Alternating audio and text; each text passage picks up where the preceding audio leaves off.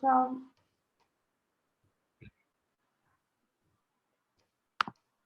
Boa noite, pessoal. Meu nome é Júlia, eu sou preceptora lá da equipe do Odilon Beres. Atualmente estou trabalhando na sala amarelo da UPA, passando um pouquinho na emergência.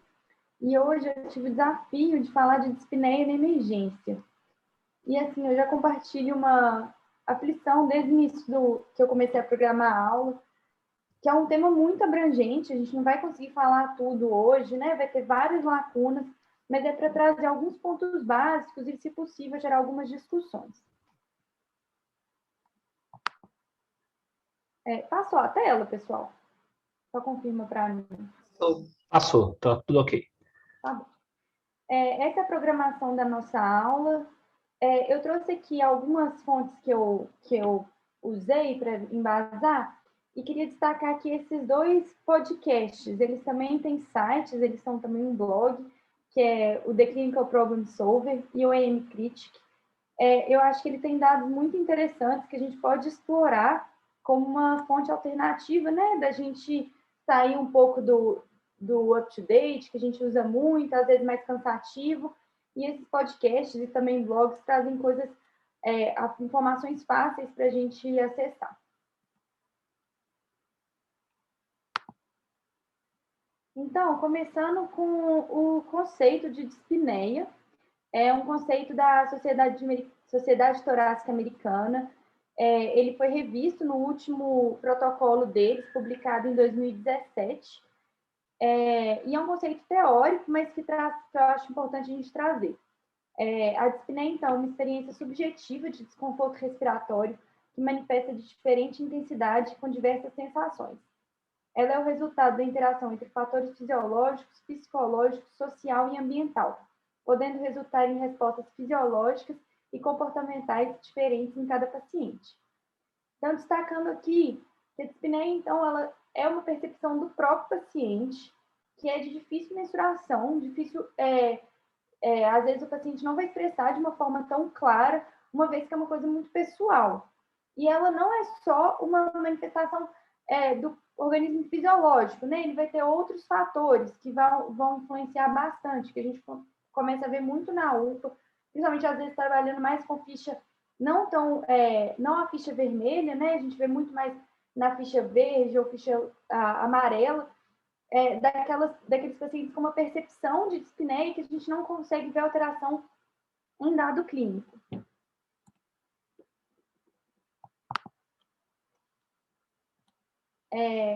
Então, a relevância do tema. Por que a gente resolveu trazer isso para a discussão? Porque a dispneia, ela é uma das principais queixas que chega na emergência dos hospitais terciários, podendo representar 50% das demandas dos pacientes no setor, no pronto atendimento. 3,4 milhões de consultas no atendimento dos Estados Unidos no ano de 2016 foi por conta de dispneia, sendo que mais 12,7 milhões de atendimentos foram com queixas relacionadas à dispneia, por exemplo, tosse, fadiga, algum outro sintoma respiratório. A dispneia, ela aumenta a procura por pronto atendimento por conta de dispneia, aumenta a partir dos anos, tendo um pico entre 55 e 69 anos, nos pacientes de 55 e 69 anos. A dispneia, ela é um fator que está relacionado ao aumento da mortalidade e aumento das hospitalizações no paciente pneumopata crônico.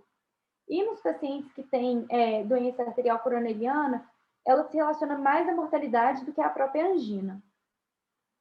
E um fator interessante da dispneia, ela tem diferentes diagnósticos diferenciais, né? Ela tem uma gama enorme, passando desde um descondicionamento físico, né? O paciente que chega e tem uma dispneia porque não tem um preparo físico, paciente obeso, até causas graves que potencialmente fatais. E aí, a fisiopatologia da dispneia, a gente tem que começar entendendo o mecanismo, assim, a questão do aparelho cardiorrespiratório, né, a relação entre aparelho cardiovascular e respiratório, que busca uma troca gasosa efetiva e um equilíbrio ácido básico. E aí, para a gente, a dispneia ela vai ser desencadeada por diferentes fatores fisiológicos do nosso organismo. Começando pelos principais, que acionam os quimiorreceptores, são eles a alteração do pH, a alteração da PO2 e a alteração da PCO2, que vai ser identificada por quimiorreceptores periféricos, localizados no seio carotídeo e no arco aórtico. Além disso, a gente tem quimiorreceptores centrais localizados na medula, que também são responsáveis por esse estímulo aferente. Além disso, existem receptores mecânicos na parede pulmonar, nas vias aéreas superiores e no parênquima pulmonar, que identifica alteração de fluxo e pressão, que também gera um estímulo aferente para o córtex cerebral, onde tem o centro respiratório. E esse centro respiratório leva estímulo eferente que vai causar a percepção de dispneia. Aqui, eu tinha comentado que a PO2, PCO2 e pH são importantes deflagradores desses receptores. Só que a PCO2, a hipercapnia, é um estímulo muito mais potente do que a hipoxemia. E isso é um dos fatores que explicam por que alguns pacientes com hipoxemia grave não chegam tão sintomáticos. É o que a gente viu na COVID, em relação a que a gente chamava de hipoxêmico feliz, né? Que era hipoxêmico muito pouco sintomático, uma dissociação. E aí a gente pode classificar a dispneia de três principais formas. Em relação ao tempo, então a dispneia de início agudo, que normalmente ela inicia horas ou dias, e a dispneia crônica, que inicia a partir que permanece por 4 a 8 semanas, sendo que o foco da aula é a abordagem da dispneia aguda. Em relação à patofisiologia, a gente pode também classificar a dispneia de causa respiratória e a dispneia de causa cardiovascular. A dispneia de causa respiratória seria aquela que altera tanto o estímulo no córtex cerebral, o estímulo pulmonar, e a dispneia por causa cardiovascular seriam aquelas doenças cardíacas, anemia e o próprio sedentarismo. Em relação à intensidade da dispneia, aqui é nosso ponto de desafio de classificação, uma vez, como a gente comentou, a dispneia é subjetiva. Portanto, a gente tem que tentar buscar dados objetivos do exame e da anamnese para a gente classificar e conseguir colocar esse paciente de uma forma diante da gravidade. A gente tem escalas e também alguns sinais objetivos no exame clínico que vai ajudar a gente a classificar esse paciente, principalmente o paciente que chega na sala de emergência mais grave. Em relação à escala, trouxe aqui o exemplo da escala de Borg, que é uma escala que é a percepção do esforço, da dispneia diante do esforço. Ela foi publicada, se eu não me engano, no final da década de 90, pelo próprio Borg, né, que dá nome à escala, e a equipe dele que fez esse artigo. A gente tem a escala também que a gente usa, principalmente na clínica médica, a gente usa ela muito para DPOC, que é a escala de dispneia modificada, o MMC. E em relação aos sinais associados à gravidade, que a gente pode identificar na sala de emergência, que também ajuda a classificar o paciente, a gente tem o uso de músculos acessórios, a fala entrecortada, a sudorese intensa e a agitação psicomotora, que colocam o paciente num patamar de gravidade maior, e alguns outros sinais que indicam parada respiratória iminente, que seria a cianose, a incapacidade de manter o esforço respiratório e o rebaixamento do sensório. E aí a gente parte para os diagnósticos diferenciais. Qual dado da anamnese do exame clínico na emergência que vai ajudar a gente a definir, classificar de acordo sindromicamente, né, ou até etiologicamente de o que esse paciente está tendo. Então, a gente tem uma gama enorme de diagnósticos diferenciais que a gente não vai conseguir abordar aqui, né? Não é nosso objetivo da aula, mas só para trazer para vocês diagnósticos que a gente pode estar diante no paciente com dispneia. No UpToDate, a gente tem essa tabela que eu achei de uma forma bem adequada da gente separar e talvez classificar na nossa cabeça em certas gavetas, né? Ele separa desde o paciente com alterações de via aérea superior, da parede torácica, as causas pulmonares, causas cardíacas, neurológicas e metabólicas. Então, acho que depois, quem tiver interesse, procurar no UpToDate, ter essa tabelinha mais sistematizada na cabeça que pode ajudar na abordagem do paciente. Mas, como eu falei, a gente não vai falar de cada uma dessas etiologias. E para a gente discutir um pouco desses diagnósticos diferenciais, eu trouxe alguns casos clínicos para a gente abordar aqui. Começando no caso clínico 1. A gente tem uma paciente do sexo feminino, 31 anos, que procura o setor de emergência, falando que por volta de 5 horas da tarde, ela começou com uma dispneia súbita em repouso, que foi piorando, que levou a ela a procurar o setor de emergência próximo de 9 horas da noite. Ela também queixa de uma dor torácica, ventilatório dependente, à direita, de forte intensidade, que também piorou à medida que a dispneia foi piorando. Ela nega outros sintomas, ela não fala de cianose, não fala de cefaleia, algum outro sangramento, fala que até a hora do almoço ela estava se sentindo bem. Ela tem uma história prévia de asma, mas ela é bem controlada, só usa salbutamol de resgate quando tem crise, a última crise foi há 2 anos, e ela usa também anticoncepcional oral. Eu sei que na apresentação virtual é difícil da gente ter muitas participações, mas se alguém quiser falar alguma hipótese, quiser interromper. Alguém quer falar alguma coisa? Ô, Júlia, inicialmente eu pensei em embolia pulmonar, por ser uma dispneia súbita, essa dor torácica, eu ia pensar um pouquinho nisso. Quem está falando? Desculpa. É Larissa, Júlia. Oi, R2? Larissa. Eu acho que realmente é a nossa principal hipótese quando a gente vê esse caso. Agora, com o exame físico, será que a gente muda a nossa hipótese? Ela, então, tem uma frequência respiratória de 26, ela está mais taquipneica, mantendo uma saturação, está taquicárdica e com uma pressão de 140 por 90. A gente tem uma redução do murmúrio vesicular à direita, tem um timpanismo à percussão, tem ruído hidroaéreo adventício, não viu crepitação nem sibilo, e tem um esforço respiratório moderado. Na inspeção do tórax, a gente viu uma cicatriz em linha axilar média direita, que a própria paciente não soube explicar. Ela falou que teve uma internação prévia, mas que não deixou claro o que teve. Alguma outra hipótese surge na cabeça ou a gente permanece com o TEP como principal diagnóstico aqui? Ô, Júlia, agora eu estou pensando em pneumotórax espontâneo com esse exame físico. Isso.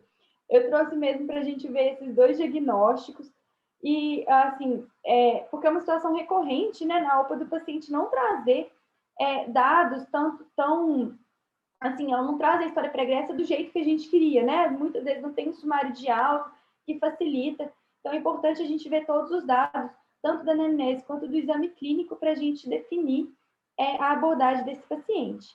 E aí, depois de um tempo, a mãe dela trouxe o sumário de alta falando do pneumotórax espontâneo, que ela teve em 2016. E assim, quando a gente já tem um paciente que tem uma história de pneumotórax espontâneo, o risco dele ter outro também é muito maior. Então, uma discussão bem rápida de pneumotórax. A gente tem o pneumotórax espontâneo primário, que seria aqueles pacientes jovens com histórico familiar de pneumotórax, com história também fumante, síndrome de Marfan, que vai ter essa doença. A gente tem o pneumotórax espontâneo secundário, que seria os pacientes que têm alguma doença pulmonar subjacente, que é aquele paciente com DPOC, fibrose cística, tuberculose. Destaco aqui a tuberculose, que é muito prevalente no setor de urgência, e é uma causa que a gente vê de pneumotórax espontâneo. Inclusive, acho que alguns R1, R2 do Odilon, vi um paciente jovem de 16 anos que estava com uma tuberculose grave, bilateral, que internou para drenagem pneumotórax espontânea lá no Odilon. É uma causa potencialmente grave se não tratada, ela não tem um exame laboratorial específico, e aqui a gente tem a ferramenta do ultrassom point of care, que tem uma sensibilidade e especificidade alta, possibilitando o diagnóstico rápido na sala de emergência. Aqui são imagens de ultrassom, fica a dica desses sites de ultrassom, esse POC 101, que traz imagens de ultrassom, traz um embasamento teórico para a gente, principalmente quem está começando com ultrassom na sala de emergência, começando a usar essa ferramenta, que pode ter uma base para estudo. Então, quando a gente pensa no pneumotórax, o pulmão que não tem alteração, a gente vê no modo M o sinal da praia, que é quando a pleura visceral e a pleura parietal, ela desliza e a gente consegue ver a reverberação dela no parênquima pulmonar. Quando a gente tem o pneumotórax, a gente já não vê o sinal da praia, e aí a gente vê o sinal do código de barras do modo M, que é quando a pleura parietal e visceral elas não estão deslizando. E a gente tem um diagnóstico, se a gente achar esse long point no ultrassom, a gente pode afirmar com 100% de certeza que existe pneumotórax. Esse long point seria a diferença, a transição entre o pulmão saudável e o pulmão não saudável. Então, a gente vê no sinal da praia junto com o sinal código de barras. Quando a gente vê no ultrassom point of care o pulmão que a gente vê que a pleura visceral deslizando, né? A gente pode também afirmar com certeza que não existe pneumotórax. Traduzindo aqui, então, que o ultrassom é uma ferramenta com um diagnóstico bem preciso para pneumotórax. Mas, às vezes, quando visto por alguém mais inexperiente, não é tão fácil de identificar, igual a gente vê em outras patologias, né? Do ultrassom, que eu vou falar à frente. Passando para o segundo caso clínico, a gente está aqui diante de um paciente do sexo masculino, 69 anos, que tem um quadro de dispneia aos pequenos esforços e tosse nas últimas 2 semanas, com piora progressiva. Ele fala que a tosse é óleo-produtiva e que a dispneia que normalmente vinha aos grandes esforços para subir morro, atualmente está com uma dispneia para escovar dente, né? Esforços pequenos. É um paciente que tem um diagnóstico já de DPLC Gold C, faz tratamento com pneumologista e também tem um histórico de um IAM há 5 anos. Ao exame físico, é um paciente que tem uma frequência cardíaca de 70, um ritmo regular, está saturando 90% em ar ambiente, com uma frequência respiratória de 24 e uma pressão de 110 por 70.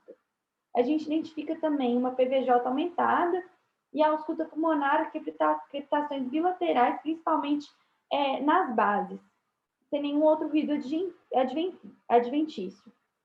Ele tem um raio-x de tórax sem alterações e um eletrocardiograma com uma onda Q de parede anterior.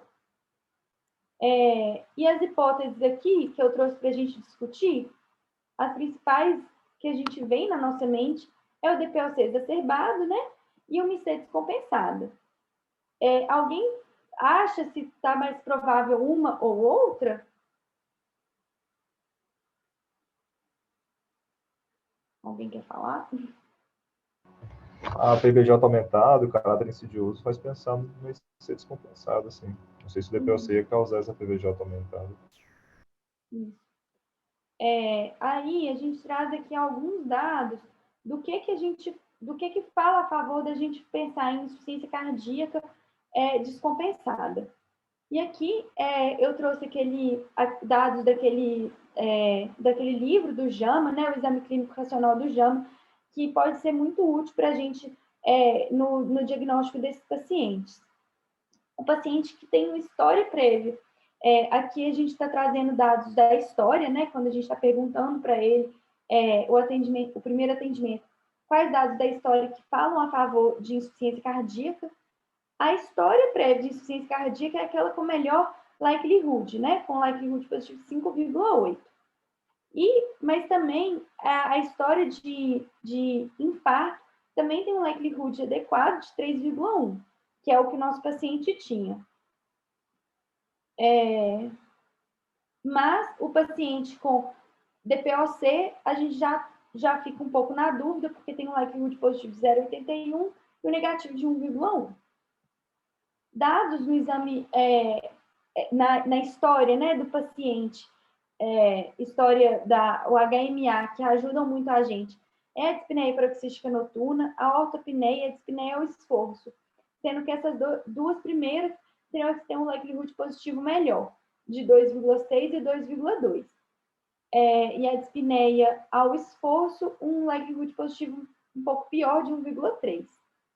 A presença desses sintomas ajuda a confirmar o diagnóstico e a ausência deles diminui a possibilidade de ser. Então, a gente sempre tem que procurar nos pacientes que a gente está suspeitando, perguntar ativamente sobre esses sintomas.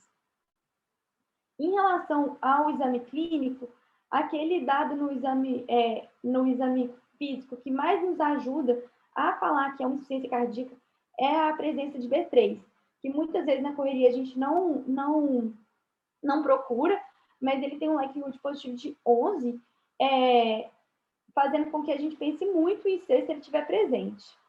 Em relação ao nosso paciente, igual o João Marcos falou, a presença da PVJ aumentada também tem um likelihood positivo muito bom, e o refluxo septo-jugular também tem um likelihood positivo de 6,4.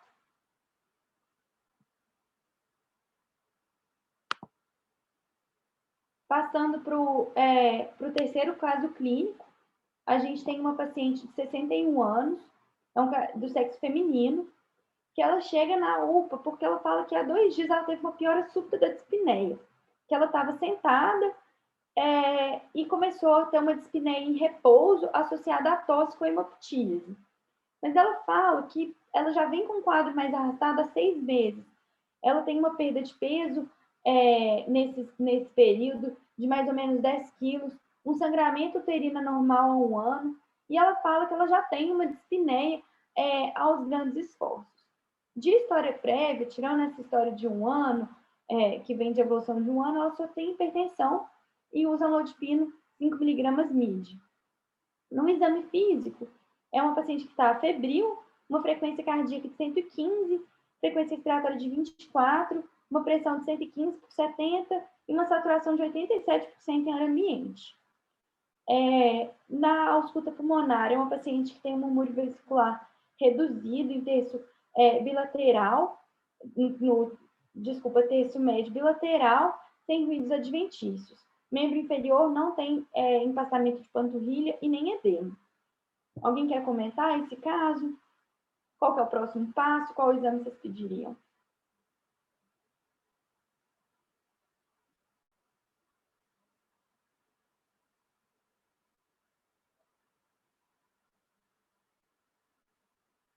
Alguém? Faz pensar numa possível etiologia neoplásica, talvez com acometimento pulmonar também. Então, um exame de imagem do pulmão seria importante também para ela. Não sei se inicialmente uma radiografia, mas depois uma tomografia também. E a gente começou com o raio-x mesmo, que viu um derrame pleural bilateral. Foi optado por uma torocentese propedêutica e de alívio à direita, que era maior, e análise do líquido pleural. Viu um exudato com predomínio de linfócito e presença de células atípicas. A paciente ela manteve, depois da torocentese, dispneia e uma saturação limítrofe em ar ambiente. Vocês acham que o acometimento pleural, de derrame pleural, justifica todos os sintomas? A gente parou aí? Será que a gente faz uma TC para ver se tem algum comprometimento de parênquima? O que vocês acham? O que você acha, Jéssica? Acho que a TC cai bem, sim, para ver justamente melhor nesse acometimento pulmonar, até após mesmo o derrame pleural. É até preciso um caso que a gente viu na enfermaria da clínica, um paciente que tinha um derrame pleural extenso, E aí, quando drenou, a gente conseguiu ver uma massa mais perilar, e aí foi fazendo uma investigação e era um adenocarcinoma. Mas a gente conseguiu ver depois que fez a drenagem e a TC mostrou melhor, até sinais de implantes metastáticos mesmo, sabe? Uhum. Porque eu trouxe aqui para a gente pensar assim, que às vezes a gente quer enquadrar o paciente só numa etiologia, né? Achou o derrame pleural, ficamos satisfeitos, mas o paciente manteve sintoma. Então a gente tem que pensar o que a gente está deixando passar, né? Talvez só o derrame pleural não justifica o que o paciente está sentindo. E aí esse paciente ele foi submetido à tomografia, na verdade foi optado por uma angitomografia, que confirmou um TEP, um êmbolo em ramo proximal da artéria pulmonar direita, e aí diante de um derrame com característica neoplásica e também um paciente com TEP, a suspeita de neoplasia foi a principal hipótese para paciente. Devido ao sangramento uterino anormal, a gente fez um ultrassom transvaginal, que viu uma vegetação na parede uterina e a biópsia confirmou um adenocarcinoma uterino já metastático. Metastático para a pleura, complicado com o TEP. Aqui, também do JAMA, sobre TEP, e aí o likelihood do uso do EL, sabe? Que eu achei um dado muito importante para a gente, muito significativo, que ele ajuda o score de Wells. Nada mais é do que uma sistematização de percepções clínicas, né? Então, se a gente compara com o Gestalt, que o JAMA, esse capítulo JAMA usa, ele fala que é muito semelhante. Então, se a gente pega um médico já mais experiente, que suspeita de TEP, normalmente o score de Wells nesse paciente vai dar alto, porque eles são dados clínicos que predispõem realmente a presença, que corroboram o diagnóstico de TEP, e a gente pode ver aqui, que um score de Wells, né, o simplificado, ele tem um likelihood positivo baixo, né, então a probabilidade pós-teste de 1,3, e o paciente que tem um score de Wells alto já aumenta muito o likelihood, vai para em torno de 40. Então, o score de Wells é uma ferramenta que a gente deve lançar mão na urgência, né, no primeiro atendimento, para a gente classificar esse paciente e, nos pacientes mais graves, considerar uma instituição de terapia precoce, mesmo se não tiver um exame de imagem que confirma, principalmente nos pacientes com baixo risco de sangramento. Em relação aos exames complementares, qual o papel deles na urgência, né? Quanto que a gente vai solicitar? A gente tem o dedímero, né? Continuando nessa parte do tromboembolismo. O dedímero ele tem um valor limitado no cenário de urgência, uma vez que ele é muito pouco específico e pouco sensível. E muitas vezes o paciente que chega na sala vermelha, ele tem mais de um motivo para o dedímero estar aumentado.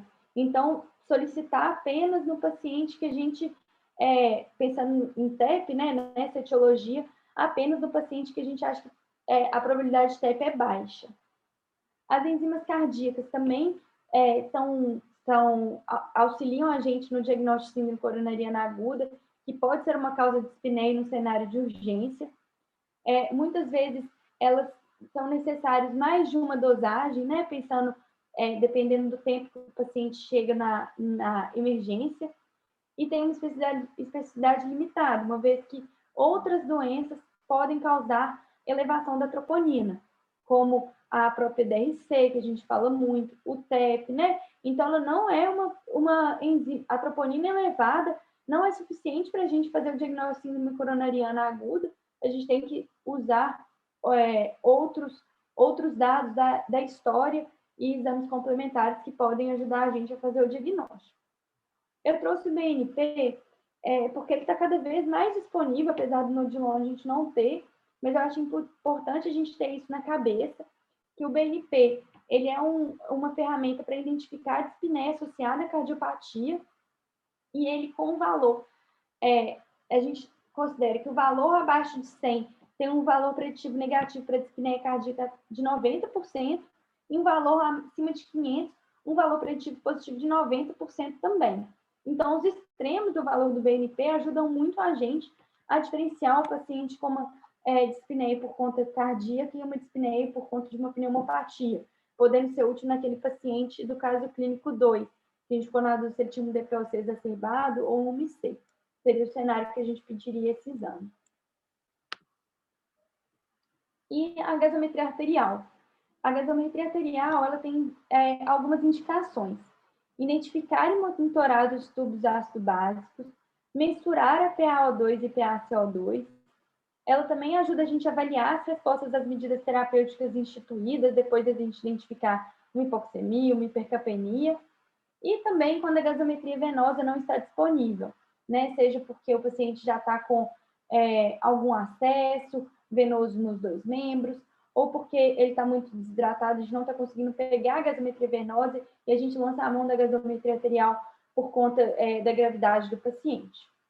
E a gasometria venosa, ela também ajuda a gente a identificar e monitorar os distúrbios ácido básicos, então ela pode ser uma alternativa mais simples, menos dolorosa para o paciente, em vez da gasometria arterial, e a gente consegue fazer correlação entre o pH e o PCO2 da gasometria arterial, que seria considerado padrão ouro, com a gasometria venosa. Aqui está uma tabelinha que faz essa correlação. Ela separa a gasometria em relação colhida em acesso venoso central e gasometria venosa em acesso periférico, mas lembrar que não existe correlação, a gente não consegue correlacionar a PO2 e a saturação venosa de oxigênio para estimar isso arterial.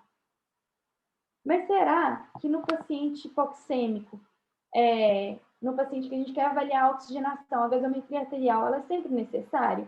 Então, sempre que chegar o paciente hipoxêmico, a gente vai ter que fazer a gasometria arterial? E a resposta é não. Nos pacientes que a gente tem uma curva de oximetria adequada, a oximetria de pulso, na verdade, às vezes é superior à gasometria arterial. Os pontos, assim, que a gente considera de positivo, né? Por que a oximetria ela é superior? Ela é uma medida não invasiva, ela tem uma fácil mensuração, tanto por não ser invasiva, né? A gente coloca, tem um monitor no setor de urgência, e de interpretação também mais fácil, porque muitas vezes a PO2 a gente interpreta ela de forma equivocada, e ela, a saturação que a gente identifica na oximetria é uma forma direta da gente interpretar a oxigenação dos tecidos, porque quando a gente pega a fórmula de débito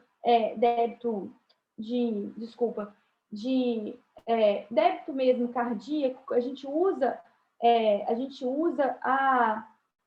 a saturação de O2 e não a PO2 para fazer esse cálculo. E ela também, como ela é contínua, ela é muito mais fácil de identificar as variações fisiológicas de hipoxemia e também a resposta à terapia. Lembrar que a gasometria arterial é uma técnica dolorosa para os pacientes que não estão sedados, né? Que não estão com uma analgesia fixa, e também é uma alternativa cara, seja ela feita no gasômetro que a gente tem, point of care lá na sala de emergência, seja a gasometria que vai para o laboratório.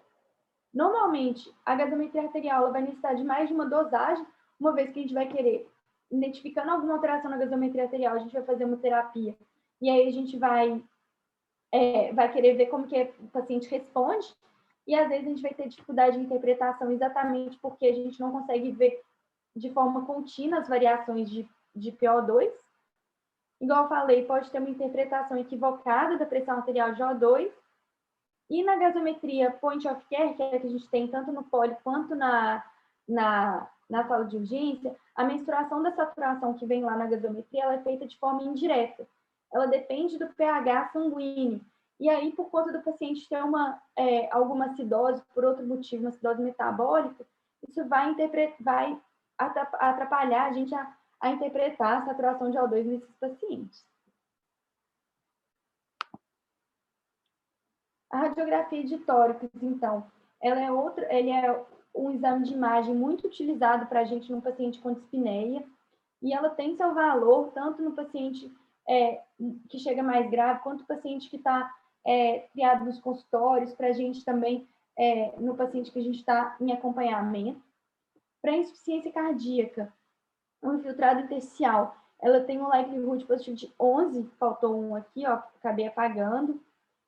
A presença de cardiomegalia também tem um likelihood de 7,1, um likelihood bom. E o que é interessante, um raio-x normal traz um likelihood de 0,11, podendo excluir insuficiência cardíaca descompensada nesses pacientes com um raio-x totalmente normal.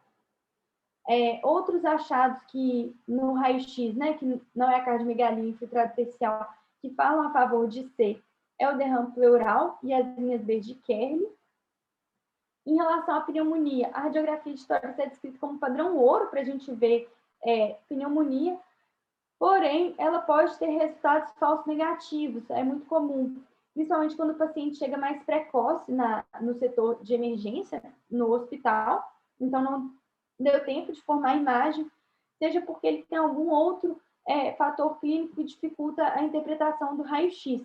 Por exemplo, o paciente que está muito desidratado, a consolidação também não é tão bem vista.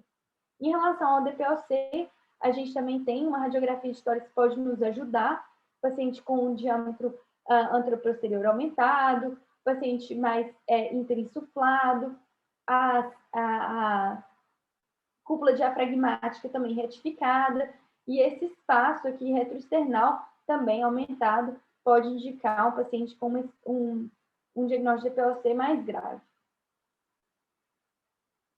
E agora, trazendo dados de ultrassom que a gente usa muito no setor de urgência.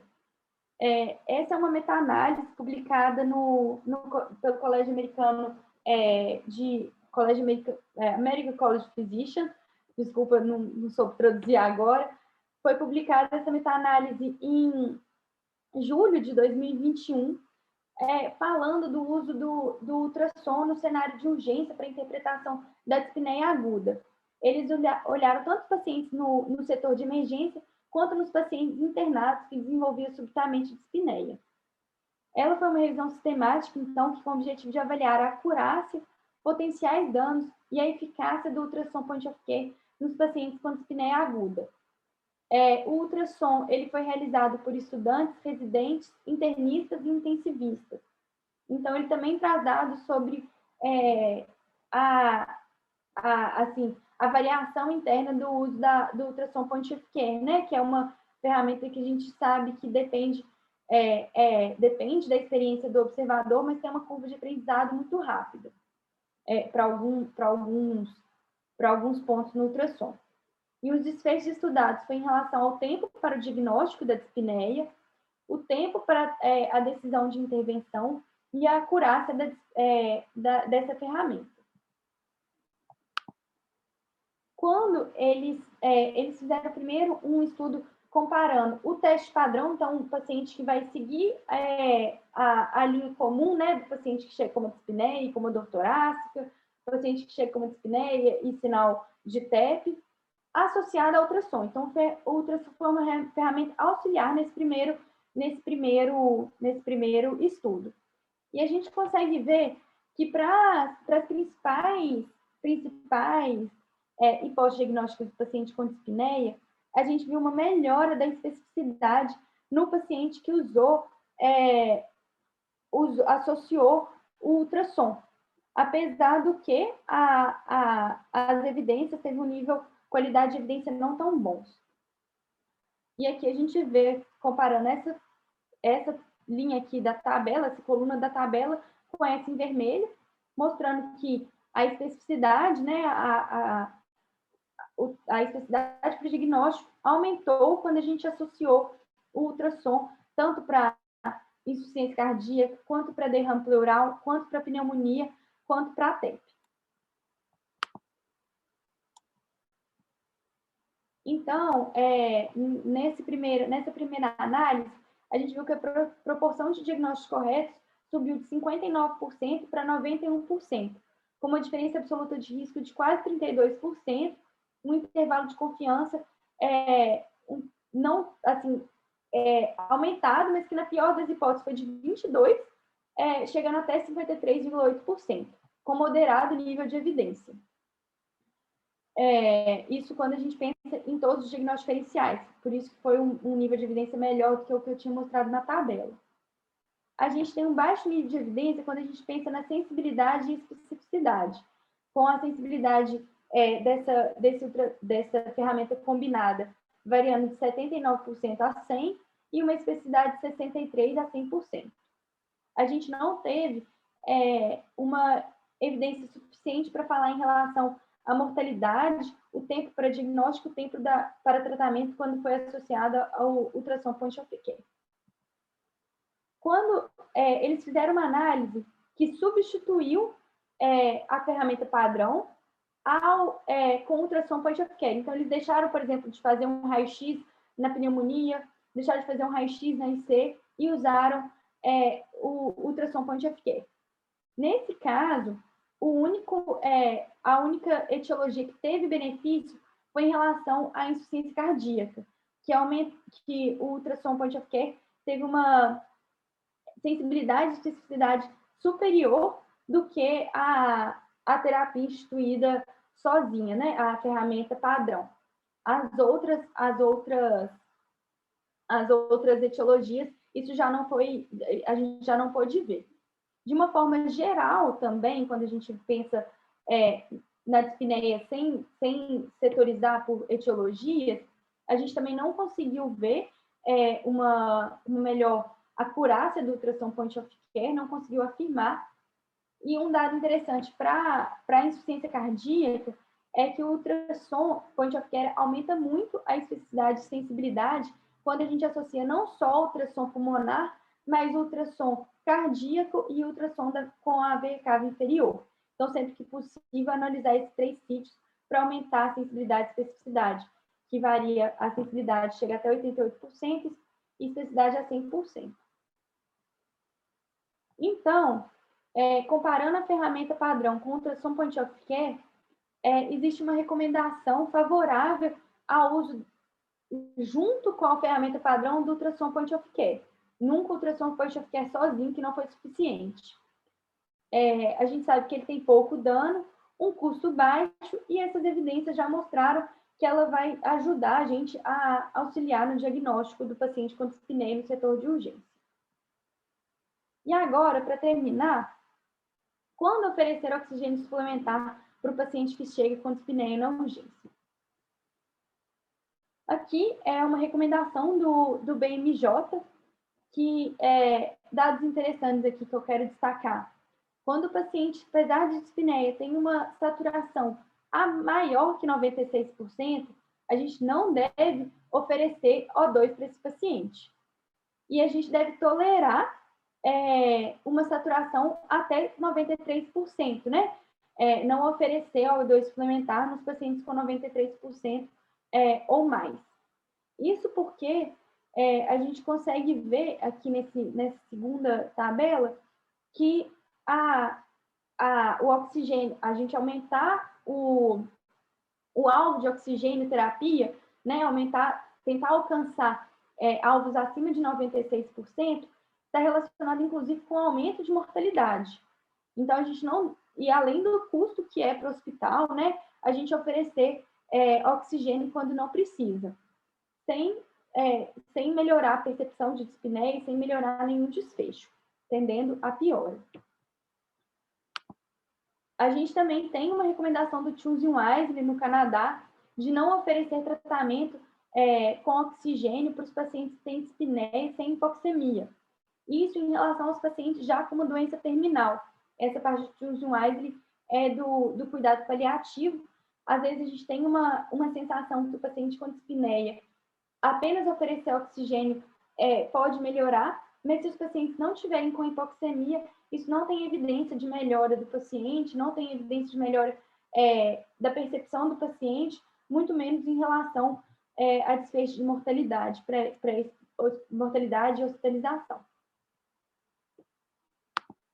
Bom, gente, era isso. Eu passei em alguns tópicos que eu achei mais importantes, mas eu acho que a gente pode discutir algumas coisas que podem ter gerado dúvida, alguns pontos que eu também não falei aqui na aula. Obrigada desde já pela atenção. Obrigada a vocês, Juliana.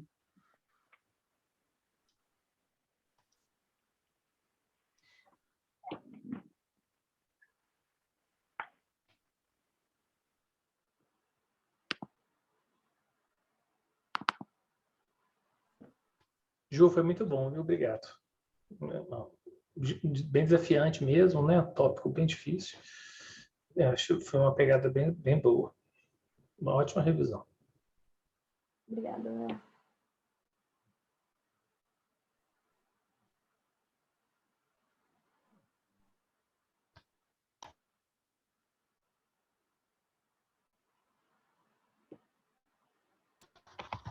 Ju, aula muito boa mesmo. Uma dúvida que às vezes eu tenho na emergência ou mesmo na época do Covid tinha, um paciente que chegava dispneico e tinha uma história de tabagismo, não tinha nenhum diagnóstico fechado de DPOC, e a dúvida era o quanto que a história de tabagismo ou um DPOC presumido podia contribuir para essa dispneia. Quando que eu levo a sério a história de tabagismo, se existe algum valor clínico, radiológico, que me faz pensar em DPOC sem uma espirometria, sabe? Eu sempre tive a dúvida nesse paciente. E é uma realidade que raramente a gente tem espirometria para a gente ter certeza que é DPOC e estratificar. Ótima pergunta. Primeiro, depois eu percebi que eu não coloquei na aula nada de Covid, né, gente? Falei que era quase um ato falho, que eu quando estou considerando Covid acabou, estou querendo que acabe, e aí acabou que ficou sem isso na aula. Eu peço desculpas, acho que a gente tem outras aulas de Covid que ajudam a gente a entender esse paciente de uma melhor forma. Mas em relação ao DPOC, eu vou tentar compartilhar minha tela aqui, porque está até aberto, porque como fala, o livro do Exame Clínico Racional do JAMA, tem um capítulo que fala, esse paciente tem realmente alguma obstrução ao fluxo pulmonar, né? Ele tem alguma provável DPOC, e aí eles colocam a história de tabagismo, se é suficiente para a gente fazer um diagnóstico presumido, né? Se ele seria um dado que nos ajudaria. Deixa eu pegar aqui, só um minutinho. Se alguém quiser complementar alguma coisa, Nath, Léo, que eu não falei, em relação a isso.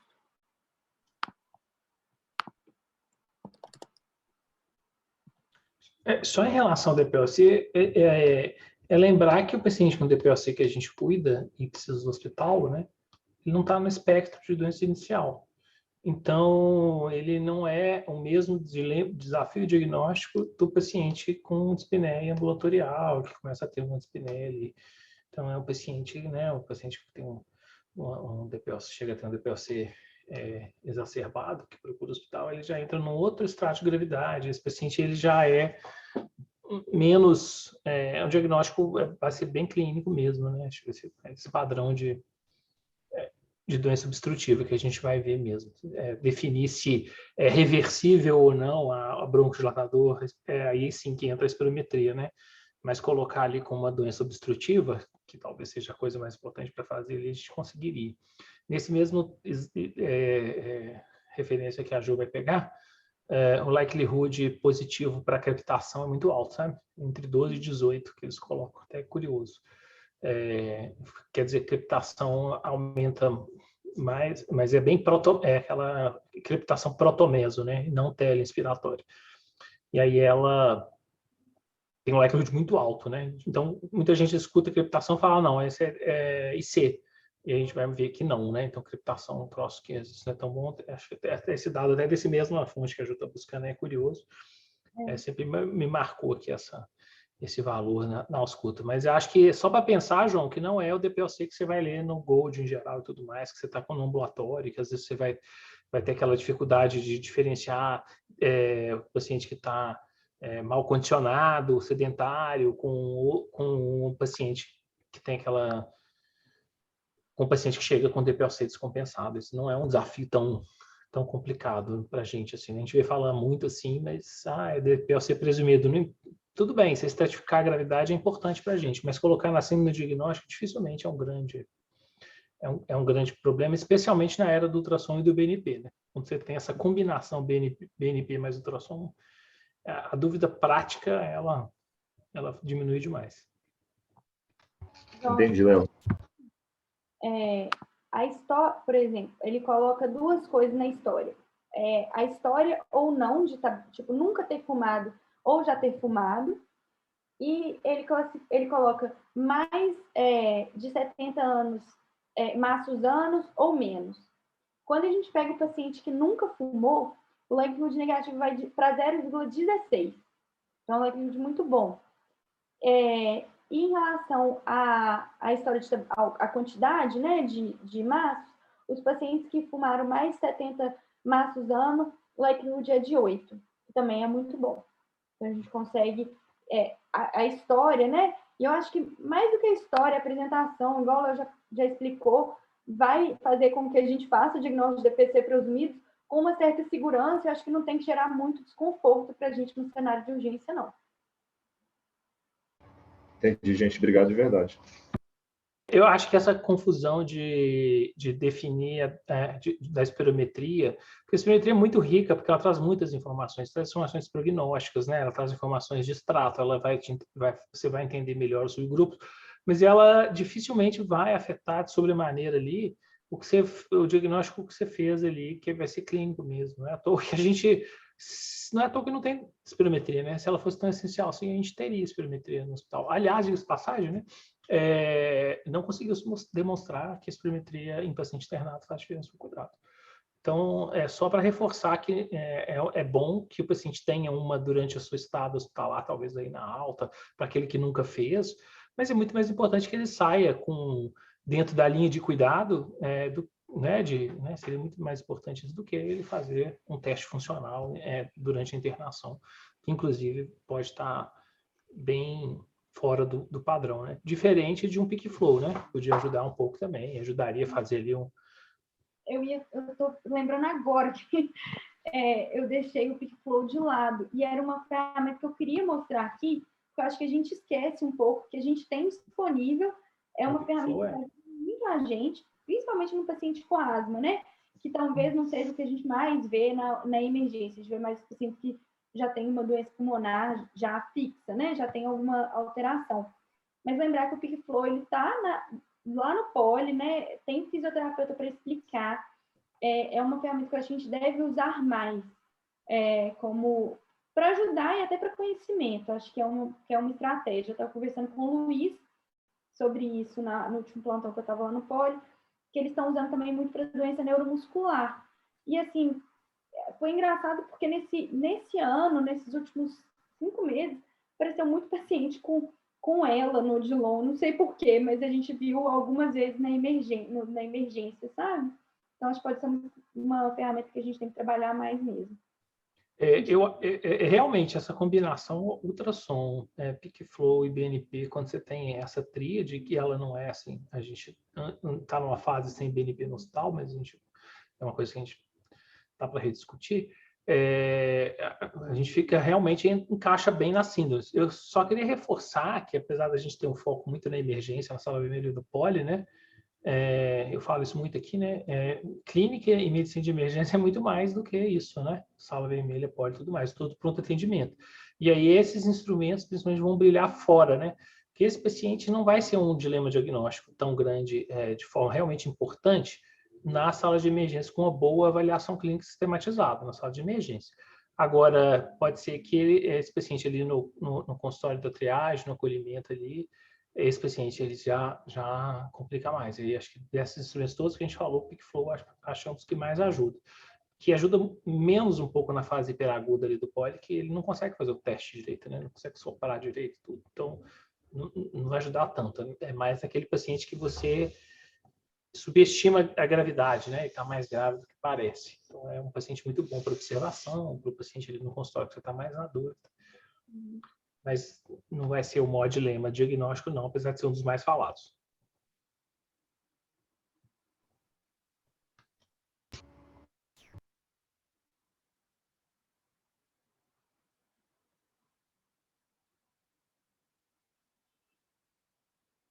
A aula está gravada, né? Depois quem fica para a posteridade aí, para quem quiser ver, quem tiver mais coisa, a gente vai conversando aí ao longo dos dias, né? Ju, obrigado de novo. Né? E vamos encerrando aqui pontualmente às 9, então. Beleza, Tudo bem. obrigada. Obrigada, Julinha. Tá bom. Tchau, gente. Boa noite.